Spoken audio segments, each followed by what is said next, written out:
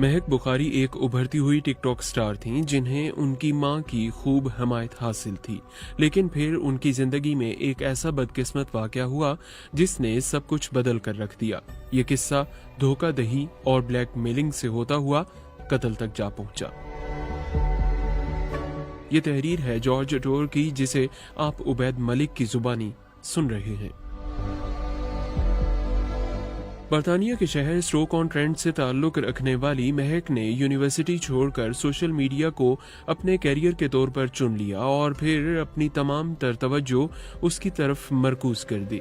ये फैसला दुरुस्त साबित हुआ। महक के तकरीबन 1,29,000 फॉलोअर्स हो गए और वो मुल्क भर में पार्टीज और इफ्तिताही तकारीब में ब्रांड की प्रमोशन के जरिए खूब पैसा कमाना भी शुरू हो गई। वो अपनी वालिदा अंसरीन, जो उनकी वीडियो में अक्सर मौजूद होती थीं, के साथ अपने बेहतरीन ताल्लुकात पर भी खूब नाज़ां थीं। मगर जब अंसरीन 21 बरस के साकिब हुसैन से मिली तो फिर उसके बाद ऐसे वाकयात हुए कि जो एक हादसे पर जाकर खत्म हुए।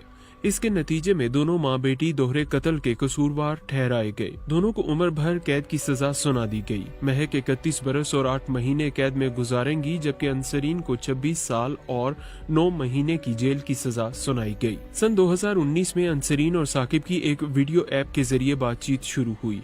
उन दोनों ने एक दूसरे के साथ अपने राब्ता नंबर शेयर किए और फिर तकरीबन रोजाना ही दोनों बात करते थे। ये ताल्लुकात उतार चढ़ाव के साथ 3 साल तक बरकरार रहे। लेस्टरशायर पुलिस से ताल्लुक रखने वाले डेंट इंस्पेक्टर मार्क पैरिश ने कहा कि साकिब ने उनमें जो दिलचस्पी दिखाई, इससे अंसरीन भी उनकी जानिब माइल हो गई। उनका कहना है कि ये दोनों कई बार होटलों, रेस्तुरानों और शीशा लॉन्जेस में मिले। सन 2021 में ताल्लुकात में कशीदगी आई। अंसरीन ताल्लुकात खत्म करना चाहती थीं, जिस पर साकिब रंजीदा थे। उन्होंने इस सूरत हाल से निकलने के लिए अंसरीन से दरख्वास्त की कि वो अपने फैसले पर नजरसानी करें, यानी उनसे ताल्लुक खत्म ना करें। ताहम मामलात मजीद बिगड़ गए। फिर साकिब ने यह धमकी दी कि वो उनकी जाती नोयत की वीडियोस उनके साबिका खामन को भेज देंगे। इस साल के इख्तिताम पर अंसरीन ने सब कुछ अपनी बेटी को बता दिया। ताहम इस ब्लैकमेलिंग के खिलाफ पुलिस को शिकायत करने की बजाय महक ने मामलात को खुद ही तय करने की ठान ली। इंस्पेक्टर मार्क पैरिश ने कहा कि साकिब के खानदान को जानते हुए और उनके साथ वक्त बिताने के बाद मैं कह सकता हूं कि वो खुद साकिब को रोक देते। उन्होंने कहा कि अगर बुखारी फैमिली ने पुलिस को शिकायत की होती तो ऐसा बिल्कुल ना होता और मामलात कभी भी इस नहज तक ना पहुंचते। अपनी वालिदा की मदद के लिए महक अपने कार मैकेनिक दोस्त रेहान कारवान के पास चली गई। इस्तगासा का कहना था कि ऑक्सफोर्ड शायर से ताल्लुक रखने वाले साकिब हुसैन को अंसरीन बुखारी से मुलाकात का लालच देकर बुलाया गया। उन्हें ये कहा गया कि उन्होंने जो 3,000 पाउंड अंसरीन पर खर्च किए वो उन्हें वापस दे दिए जाएंगे। साकिब अक्सर इस रकम का ताना दिया करते थे। रेहान ने अपने करीबी दोस्त रईस जमाल और उनके कजन अमीर जमाल और दीगर दोस्तों की मदद हासिल की। दीगर दोस्तों में नताशा अख्तर, सनाफ गुल मुस्तफा और मोहम्मद पटेल शामिल हैं। 11 फरवरी 2022 के दिन ये ग्रुप लेस्टरशायर में एक टेस्को सुपरमार्केट पहुंचा और साकिब का इंतजार करने लगा। इस मंसूबे का मकसद साकिब पर अचानक हमलावर होना था। अपने आबाई शहर बेनबरी में साकिब लेस्टर जाने के लिए किसी से गाड़ी हासिल करने की कोशिश कर रहे थे। साकिब ने चंद दोस्तों से पूछा। उनमें से एक हाशिम एजाजुद्दीन ने उन्हें गाड़ी पर वहां ले जाने की हामी भर ली। मार्क पैरिश के मुताबिक हाशिम कुछ नहीं जानता था कि हो क्या रहा है। वो बतौर दोस्त सिर्फ रात को साकिब को लेस्टर ले जाने पर रजामंद हुआ। वो इस मामले से बेखबर था। उनके मुताबिक वो मुल्जिमान में से किसी को भी नहीं जानता था। इस बारे में कुछ नहीं जानता था कि क्या हो रहा है और कुछ मामलात में शायद वो वाहिद शख्स है जो गलत वक्त पर गलत जगह पहुंचा था। साकिब और हाशिम टेस्को कार पार्क में रात के 1:17 पहुंचे। चंद लम्हात के इंतजार में उन्हें ये मालूम हो गया कि कुछ गड़बड़ है। वो जल्दी से इस जगह से निकले, लेकिन अब 2 कारें उनका ताकुब कर रही थी। एक गाड़ी को रईस जबकि दूसरी में रेहान थे। दौरान ट्रायल बताया गया कि महक और अंसरीन रेहान वाली गाड़ी में सवार थी। मार्क पैरिश के मुताबिक पुलिस को फोन रिकॉर्ड से ये मालूम हुआ कि उस वक्त महक ने साकिब को कॉल की थी और दोनों के दरमियान तल्ख कलामी हुई। हमें ये नहीं मालूम कि दोनों ने क्या कहा, मगर ये वाज़ेह है कि दोनों के दरमियान सख्त जुमलों का तबादला हुआ। उस फोन कॉल के 1 मिनट के बाद साकिब ने 999 पर कॉल कर दी। उन्होंने ऑपरेटर को बताया कि वो एक ऐसी गाड़ी में सवार हैं जिसका कुछ लोग ताकुब कर रहे हैं। उन्होंने कहा कि उनके पीछे आने वाली गाड़ी उन्हें टक्कर मारकर सड़क से उतारना चाहती है। ये खौफनाक कॉल तकरीबन 5 मिनट तक जारी रही।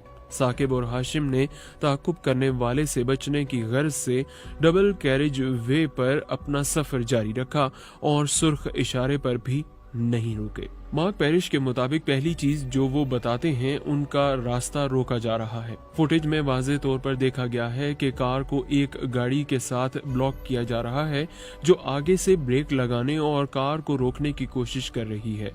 मार्क के मुताबिक उस वक्त आप वाज़ेह तौर पर उनके खौफ के बारे में अंदाजा लगा सकते हैं।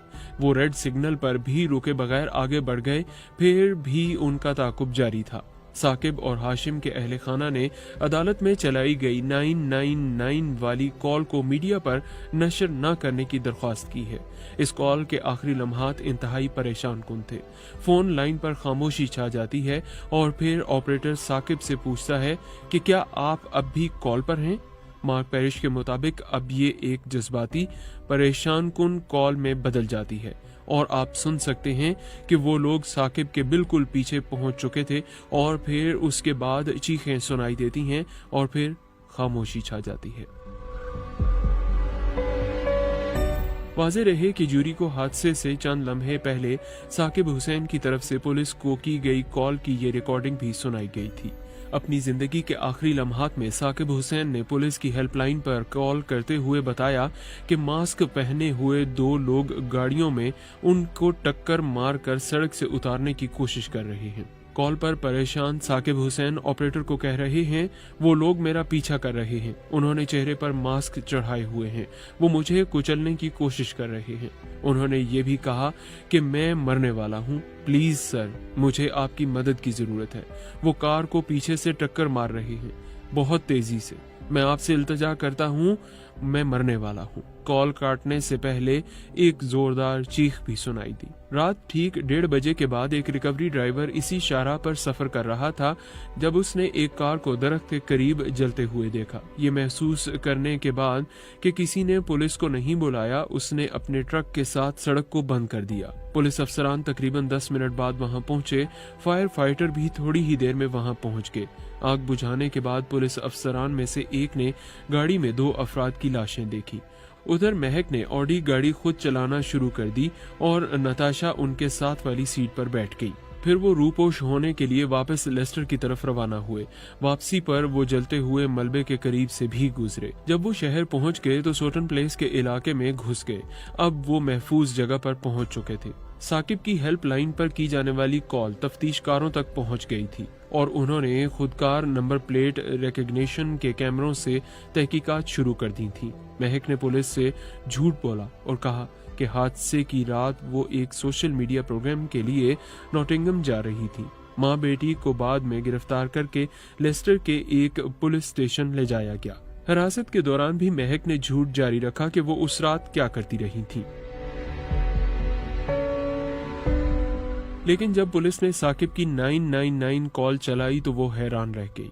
महक और अंसरीन बुखारी समेत दीगर 6 अफराद पर बाद में कत्ल की फर्द जुर्म आयद कर दी गई। इनमें से एक मोहम्मद पटेल, जिसे बाद में तमाम इल्जामात से बरी कर दिया गया था, ने पुलिस को पूरी कहानी सुनाई और इंकशाफ किया कि साकिब के साथ क्या हुआ था। जब जूरी ने माँ और बेटी दोनों को दोहरे कत्ल का मुजरिम करार दिया तो वो रो पड़ी। फैसले के बाद साकिब के कजन आदिल बहार ने BBC से बात करते हुए बताया कि इस मकाम तक पहुंचने के लिए अहले खाना को किस तकलीफ से गुजरना पड़ा। उन्होंने बताया कि वो हर रोज उन्हें याद करते हैं। हाशिम की याद में मुनक्किद फुटबॉल टूर्नामेंट से खिताब करते हुए उनके दोनों बड़े भाइयों ने उन्हें खिराज तहसीन पेश किया। मोहम्मद जहीर ने कहा, हम हमेशा एक दूसरे का ख्याल रखते थे, वो मेरा सबसे अच्छा दोस्त था। एक भाई के तौर पर एक बेहतरीन दोस्त होना बहुत खास चीज है। मोहम्मद जैन ने कहा कि उन्हें तकरीबन हर जगह अपने भाई की याद आती है।